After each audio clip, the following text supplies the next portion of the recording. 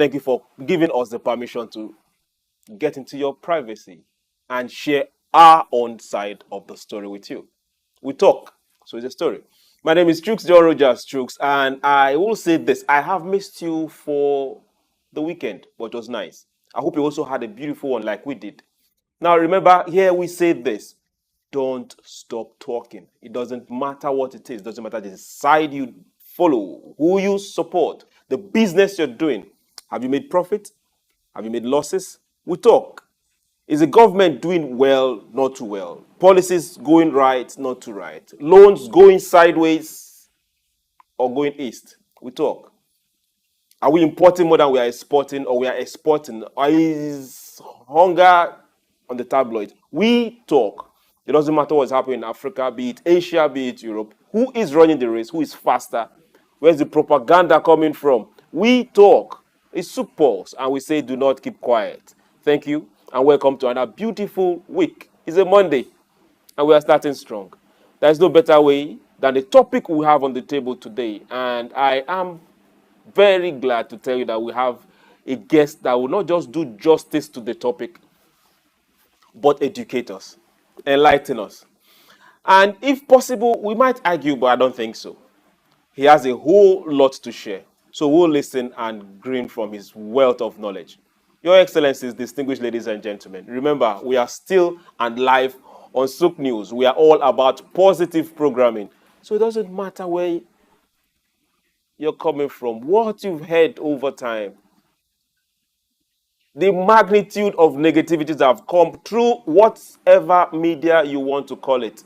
When you come to SOUQ News, we tell you, slow down. These are facts. You can check. And let's get better. On SOUQ Pulse, we say productivity is the main issue. And if we have to get productive, we have to block every avenue where losses are coming from. For every message that has come forth, to say thank you. For everyone that's still writing and have not posted it, we'll say thank you. Remember, our social media handles are open at SOUQ News TV. Go there. YouTube, Facebook, Instagram. We will reply. And also, you can also follow me on same social media handles as CGUVNOR, C Governor. It's direct. Now, this is where we are heading to. For a nation to thrive, for people to do well, the anchor, the people that push this are no other but businesses, be them micro, be them small, be them the medium, be them the large or big enterprise. Now we ask ourselves, where we have insecurity, business cannot thrive. And where this persists, then we know that there is a downward trend when it comes to economic growth. And that is a big problem. That's what we'll be dwelling on today. We are looking at security as it concerns African businesses. And we also look at the security business itself. We'll get to have a guest that will come in via Zoom, virtual guest. And it's my singular honor to welcome you to the first episode where we are having him on SOUQ Pulse. I'm always happy when we have a guest of his repute, a guest of his experience. So, Your Excellencies, distinguished ladies and gentlemen, please join me as I welcome on SOUQ Pulse for the first time Ambassador Roy Okhidievbie. He happens to be a retired military officer par excellence with over 25 years experience in security management sector. And he is also the CEO of August I Security Service Limited. It was really a privilege landing him today. So, Your Excellencies, again, I welcome our guest, Ambassador Roy. Welcome to SOUQ Pulse, sir. Thank you very much. It's always a pleasure. Thank you, thank you, thank you. The pleasure is ours, and we say thank you. For those that are wondering, he's somewhere that is not our own time zone, and he has taken it upon himself to make himself uncomfortable to be part of this program today. So, sir, again, we say thank you. Thank you very much. Now, let's start our discourse for today. We've been privileged to grow up in Africa, a very blessed place. Once people talk about Africa, the first thing that comes to mind is natural resources. But no, the people are more important than the natural resources. Beautiful people, beautiful land, beautiful culture, beautiful tradition. Now, at a point in time, everything was nice until things fell apart and the centers have refused to hold. Now, we had cultures that never allowed criminality to thrive. We had practices that did not allow criminality to thrive. I always like taking us back so we can now be able to find our feet and go forward. So, sir, let's start this way. Was our cultures and tradition at time past, was it enough to stop criminalities and crime from infesting our society? Oh, thank you very much. I just want to confirm if my audio is audible and clear enough. Yes, yes, your audio is good and we can hear you. Okay, Go ahead, sir. okay, that's fine. Okay, so growing up, I grew up in Benin City, Edo State, then Bender State. you know. And I used to be taken to my village for in Edo State, on one east, on one west, Uhomura. You will see they are doing something like Ozi Festival and all those festivals. And in Benin City too, I used to go to Ring Road around that Oba Palace area. We used to see a lot of things like you will see somebody's stomach is swollen and they will say he stole tubers of yam from somebody's barn. You will see somebody crying like a dog or a goat, and they will say he stole goats from somebody's place. So many funny things we used to see. Some people get to a farm to steal or a house to steal, and they get stuck there. So we're seeing some traditional means to curtail illegality.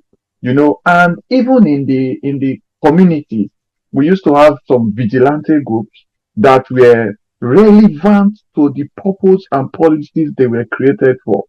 And those vigilante guys, you don't see them living in affluent or oppressing anybody. You don't even know them. It's in the night they come out. In the daytime they are sleeping. You know, so the traditional setting was a peak. The palaces, the obas, the emirs, the igwes, and all the local heads was a peak. In fact, if they tell you after 3 days this something that was stolen, return it, you will see that somebody will return it. But then it was abused. Now, thank you very much for giving us that narration. Most people don't know where we are coming from. These are things they now read in tales or stories they are told or what they now see in Nollywood movies. But this is our reality. This is where we came from, which means something got missing. Now, with globalization, business competition, what are the major security implications that has come with this? And for businesses, what should they start looking out for as they are setting up the business as it concerns security? Yeah, and to enter into that discussion, one of the attractiveness for me is there are businesses that you must go into with passion. There are kinds of businesses that you cannot go into because you are aggressively seeking funding or financial promotion or financial gratification. There are businesses that require commitment and passion. One of it is the teaching school, how to have a school. If you want to have a private school, you must have a passion for it because the parents will disappoint you, will discourage you, the teachers will discourage you, the children themselves too. If you want to go into medical practice, you must have a passion for it. Even if you want to have a sales outlet to sell drugs like a pharmacy, if you are not passionate about quality health care for people, you find yourself selling adulterated drugs and being used as a channel to sell even drugs. People with drugs addiction like cocaine, they go to some pharmacies to just quietly buy it. So you must have a passion. And another of it is the security industry. Before you can be a security practitioner, you must have a passion for securing lives and property of people beyond making profit. If that is not your own, I bet you run out of focus and you leave that industry. Okay, thank you very much for ending on that particular note. If you want to be a security person, then you must have a passion for it. Now, gradually, we are taking off. Now, let's ask this same, let me pose this same question to you. Who has the responsibility for securing a business? Whose responsibility is it? Okay, State or business owner? that's a good question. That's a good question. A business, before we know who has responsibility to secure a business, let's know who benefits from a business. You know, immediately you start selling red oil. Let's use red oil. And you need to know the process of it getting to its finished product before it becomes a commercial item. That means there are processes that the palm oil, the palm kernel grows to a palm tree, goes through the tenure of maturity, begins to bear the fruits of the palm kernel, is harvested, brought to the market, and sold. There are other things beneficial from it, but let's look at the red oil. The red oil is packaged and sold locally in the village. Some people move it to the urban area. And in the urban area, some people parcel it specially, take it to supermarket, while some export it out of the country.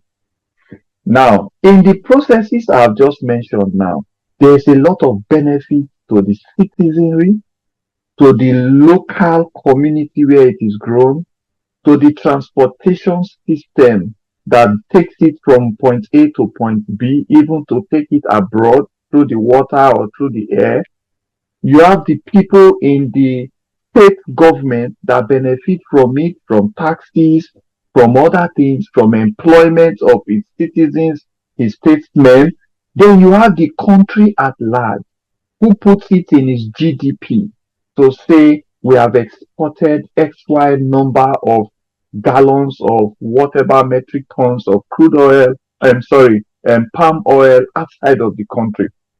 Now, in this whole top to bottom and bottom to top processes, everyone benefits from it. Everyone, both the criminals, both the saints, both the political party members, both the Christians, the Muslims, everyone. So you can see that everyone should be responsible for protecting that process and protecting that product. Everything that concerns the A to Z of the product, from getting from the seed to the tree to the market to the processing to the consumable liquid, which is the red oil, to the states, the local governments, to foreign market, foreign exchange, everyone that benefits from it must and should be concerned about protecting the sanctity of that process. Thank you very much. Now, you've dropped a bombshell. Gradually, everyone is responsible for it. Now, if we go back to our very first question which we spoke about and the way you passionately laid it on the table, our communities at that particular point in time took responsibility for security and everyone fell in line. And now, if we say who's responsible, we say everyone should be responsible for it. What and where have we missed it at the present time? Not just in Nigeria, but also in Africa. Are we becoming too individualistic, or are we becoming selfish, or are we becoming irresponsible? Thank you very much. You see, at this point in the discussion, I want to try to tailor it to my area of expertise. Now, two things are lacking in our growth system, our kindergarten to teenage to adulthood and to retirement. Two things are lacking. One of the things is the content of our values. What are the things that we value? You know, the other thing is the things that distract us. You know, if we look at what we value and we look at what distracts us, At the middle point, we must bring both together to an understanding that must show productivity. If you look at what we value, most of the things that we value is we must agree that we value affluence, we value superiority, we value relevance, we value productivity, we value leadership.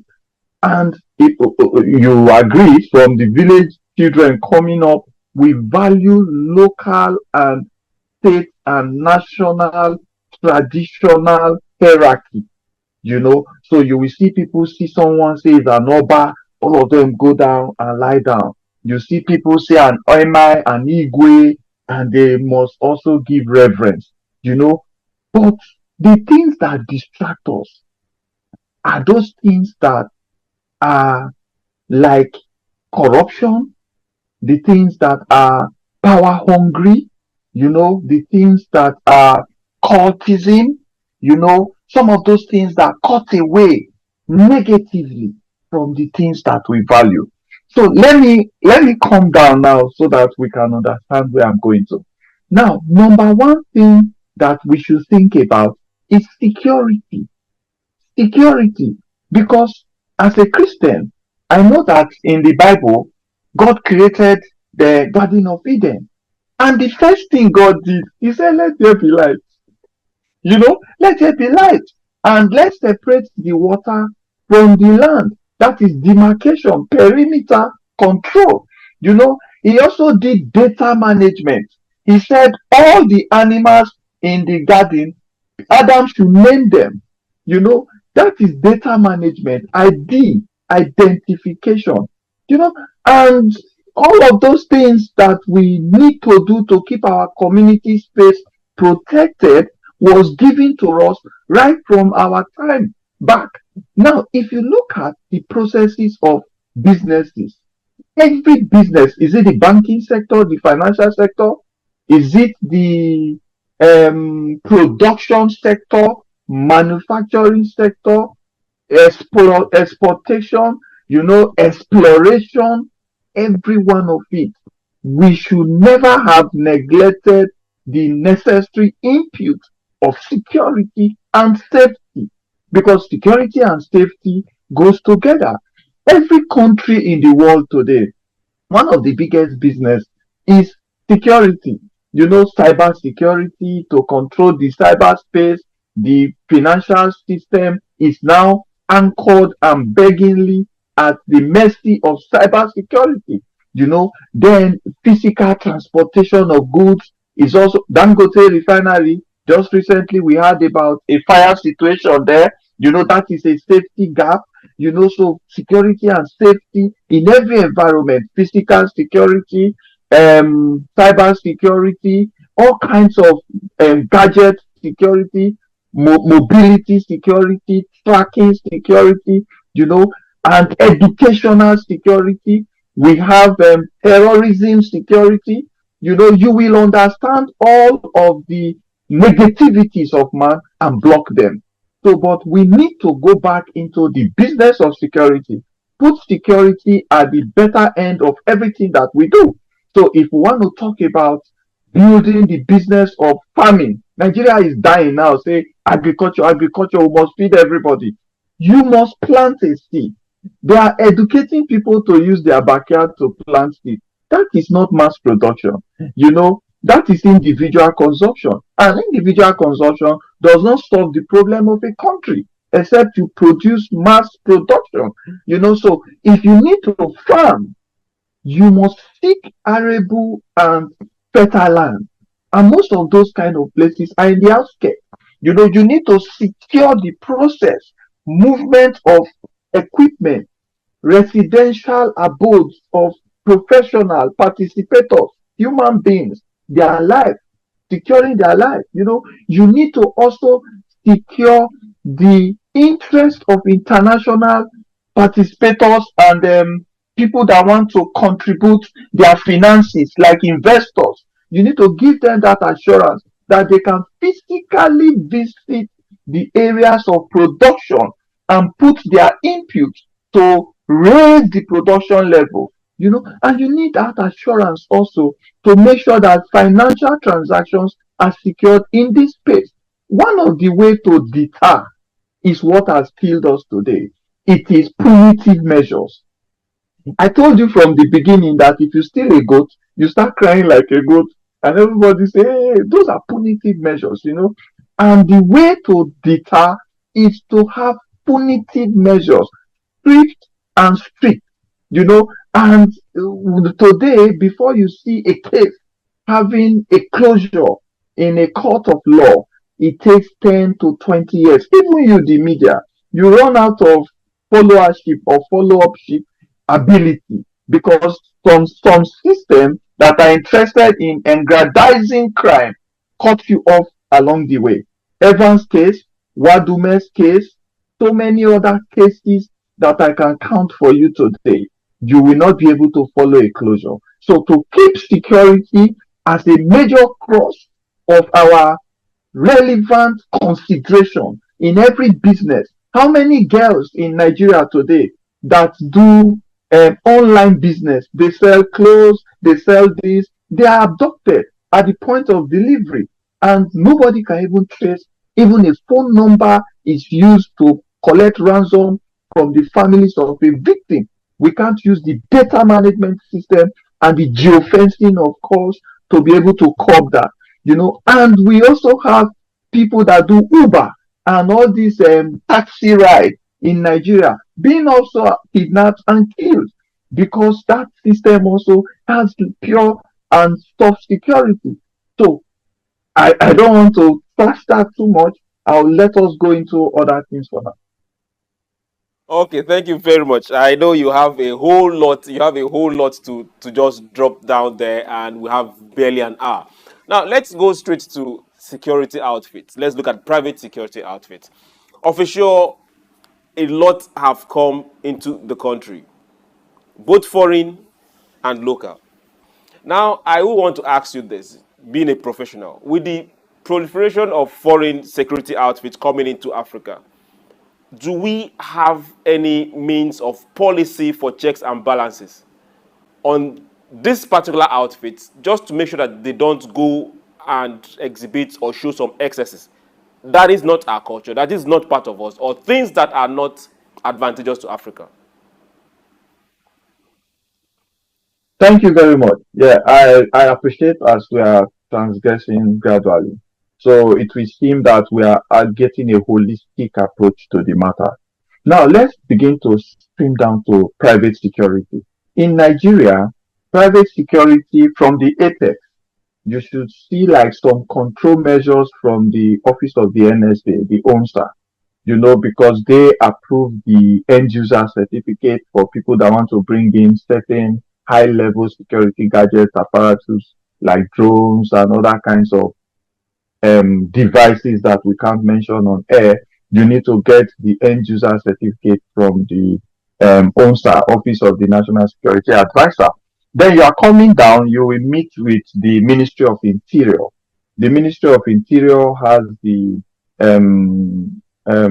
policy guidelines for opening a security company, the necessary regulatory policies, the necessary approvals, and the width and the breadth of private security is supposed to be on their deck.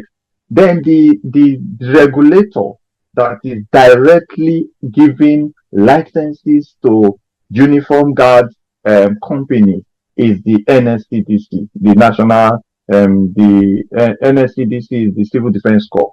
Now, if you look at the Civil Defense Corps role with private security companies, in a whole year, one matter can be dragging and dragging, and it will not see the light of day. Do you know that private security companies in Nigeria don't have a base salary for guards?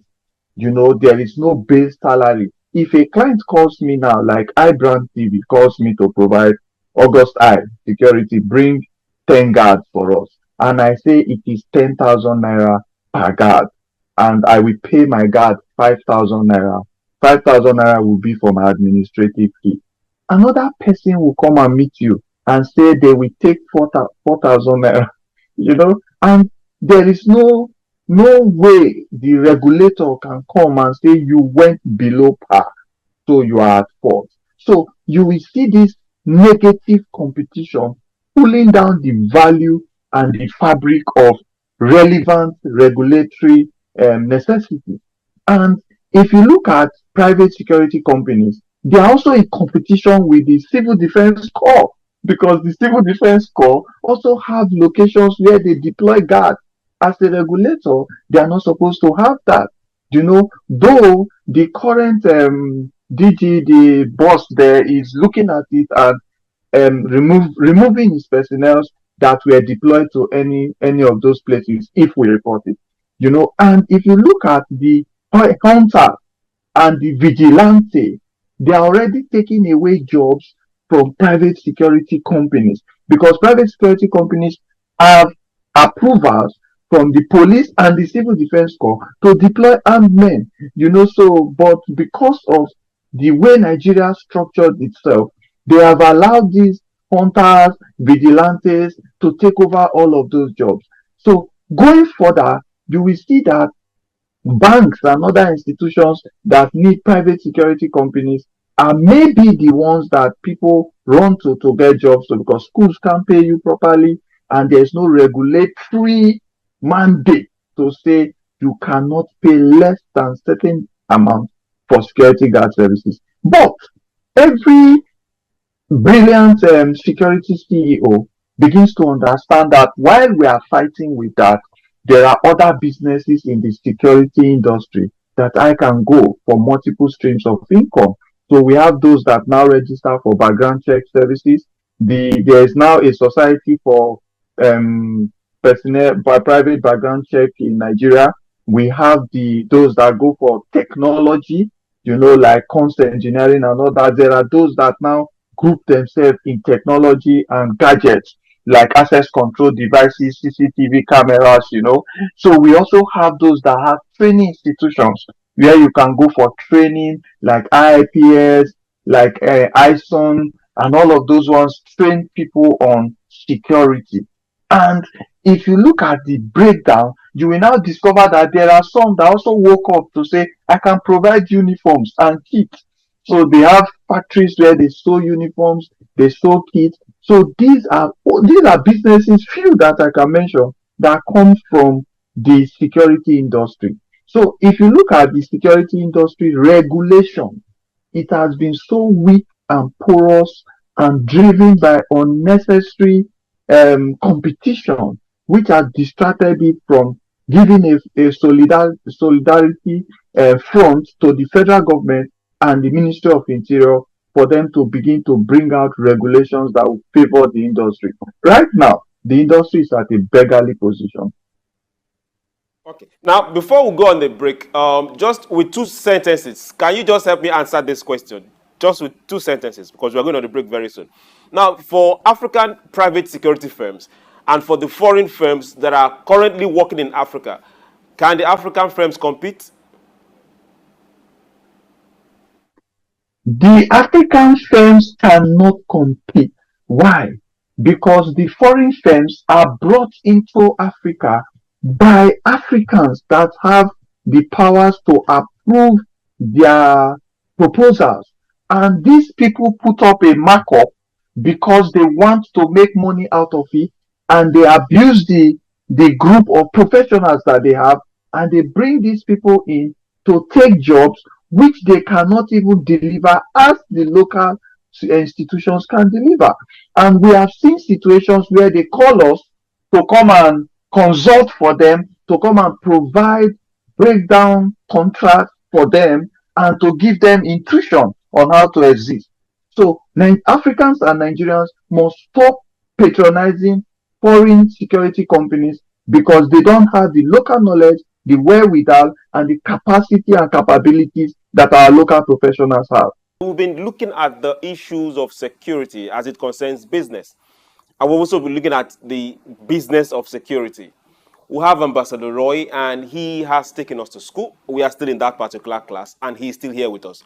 Ambassador Roy, welcome back from the break.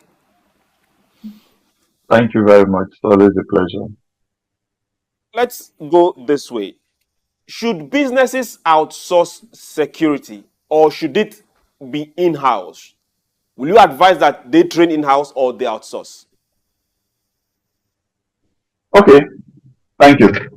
You know, before I left the military to civil life and got involved in private security, most people have their security in-house, but with the assignments given to the Civil Defense Corps to regulate private security in the country, they agreed with private security that were in existence, the old private security companies that were in existence, that they should bring all of these services under corporate management. And there is a benefit.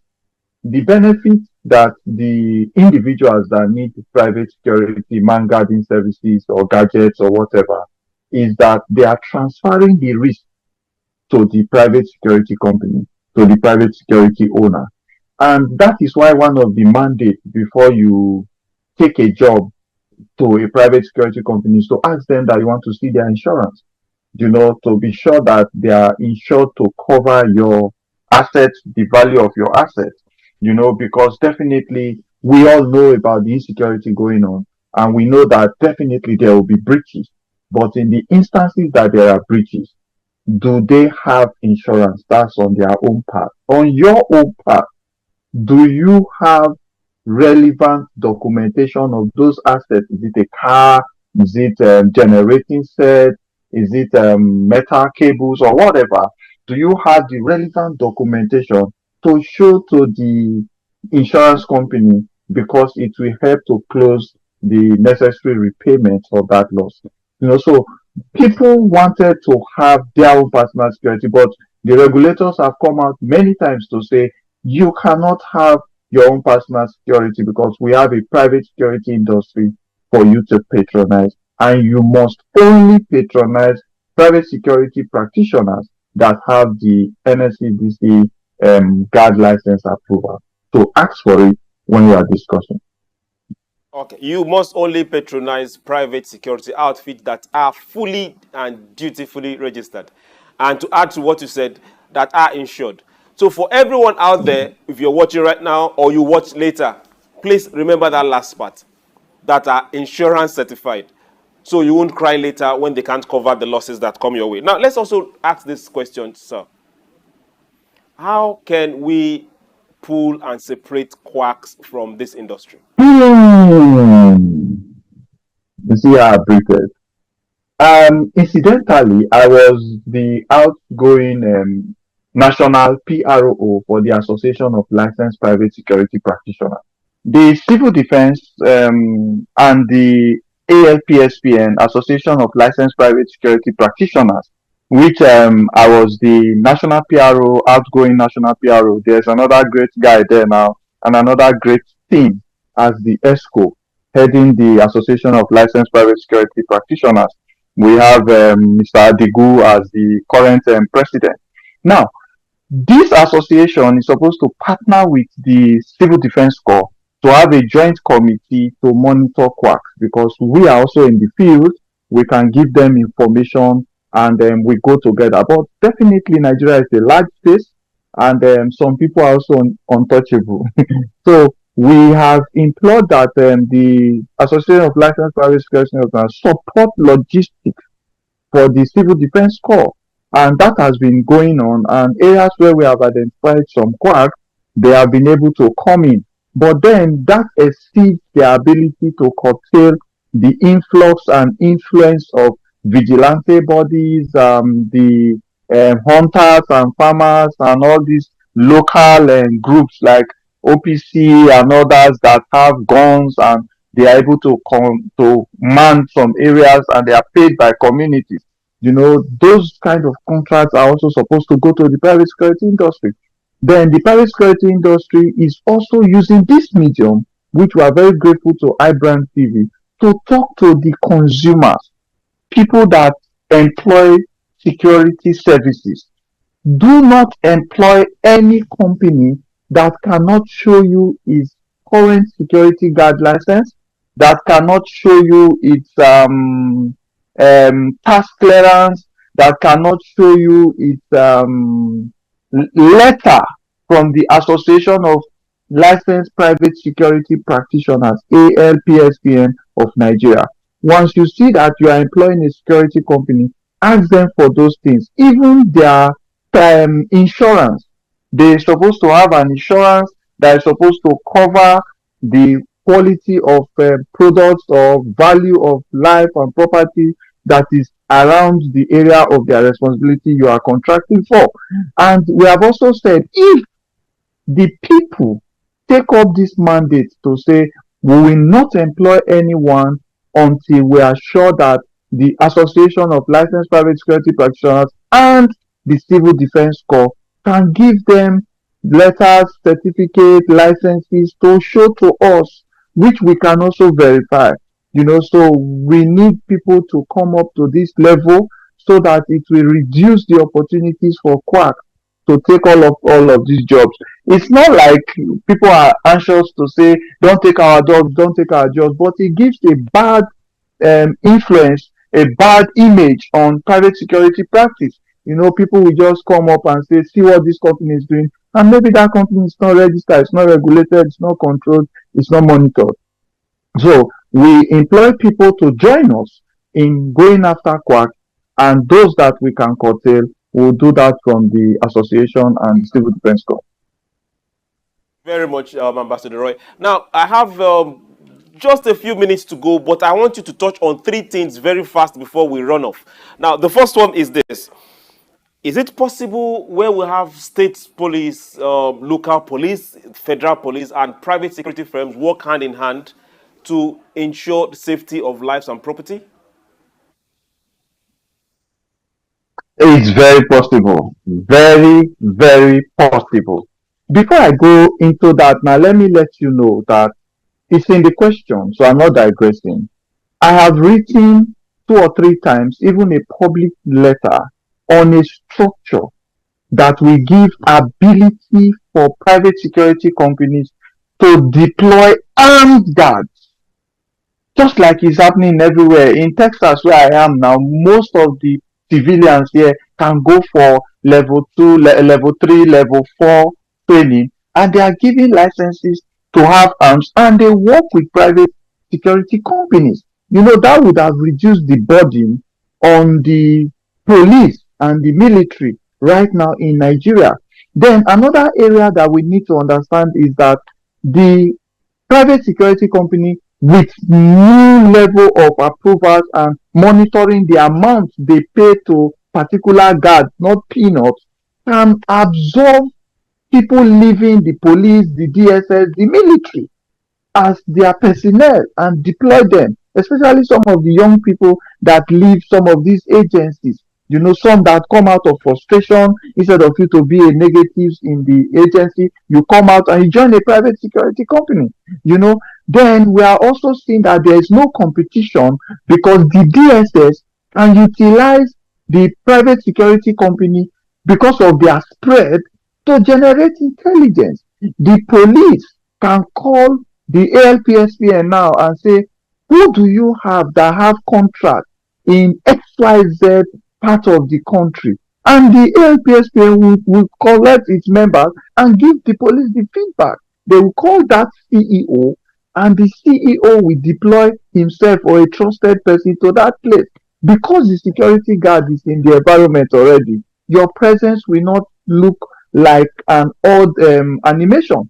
And we have talked about this collaboration many times. I don't want to break out so many things on air that the private security companies, the police, and the DSS can do together to harvest a lot from insecurity. And I'm saying it, that if you approve private security companies to carry arms in Nigeria, by first of all, allowing only those that left agencies with meritorious service, and make sure the pay is relevant, post them to banks, post them to the CBN, post them to high profile places, to also complement protection of government infrastructure, critical infrastructure, and some of the foreign or companies that come to Nigeria, private security company can also deploy these ex-servicemen with arms, and we can use any of the nearest police station, the command, the DPO, the nearest military barrack as an armory, and just keep these weapons there. Or you can even interchange the weapon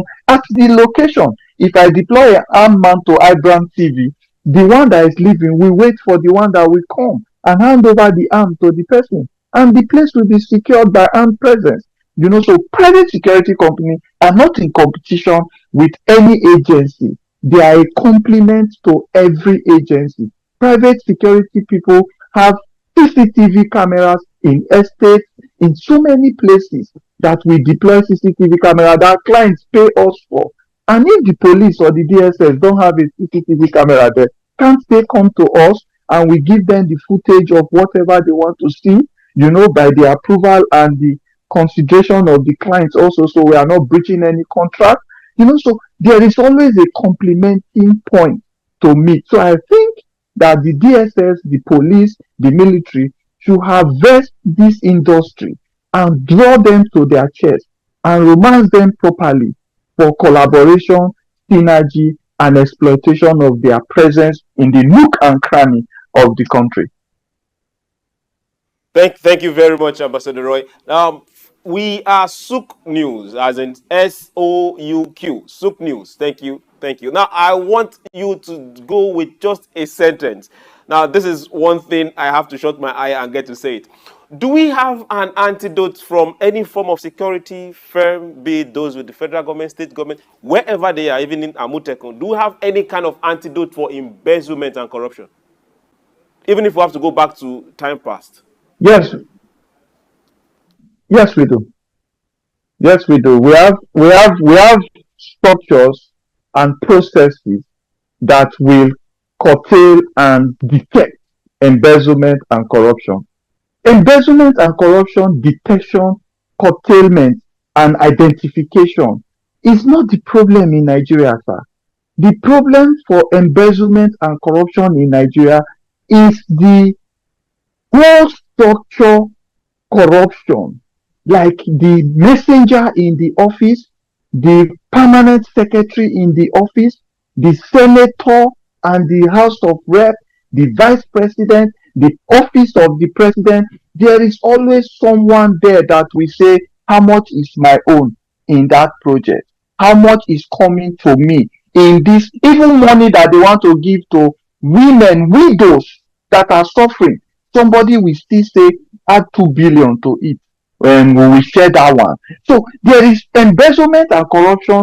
Is we know it, we see it every day. It happens from every layer of governance, every layer of private sector, every layer of civil service. But the issue is, after you identify and you identify the culprits, sometimes, most times, they are arrested. What do you do?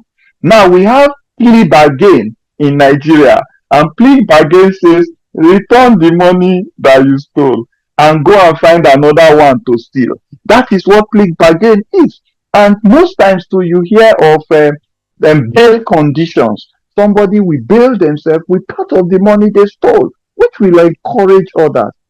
So I think that Nigeria can, private sector, private security industries, private practitioners, we can identify, we can curtail, we can limit, we can apprehend who will penalize. Ambassador Roy Okhidievbie, it's been my sincere pleasure having you on SOUQ Pulse today.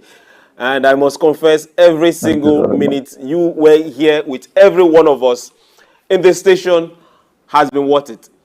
On behalf of myself and the entire crew, we want to say thank you. Thank you very much for being on SOUQ Pulse. And I pray when we invite you next time, you will honor us. Thank you very much. I got a 30 minutes notice and I was able to make it. Thank you. An applause for that. Right. Thank you very much, sir. To everyone out there, want to say we cannot wish security away. It is a life, our way of life. And if we must protect our way of life, we can't wish it away. If we say, let's get productive, then security is something we cannot wish away. Prayer is good, but we have to walk the path for prayer to work. We want to get productive. So every leakage that makes us unproductive, we must block. When I say we, me, you. Your brother, your sister, your uncle, your aunties, your father, your mother, every one of us. We mustn't stand up and say responsibility belongs to the police or the army or the government. It belongs to all of us. And we will stand and do it right. Thank you very much for being part of SOUQ Pulse today. We'll do this again tomorrow. My name is SOUQ, John Rogers SOUQ. Have a beautiful, beautiful evening.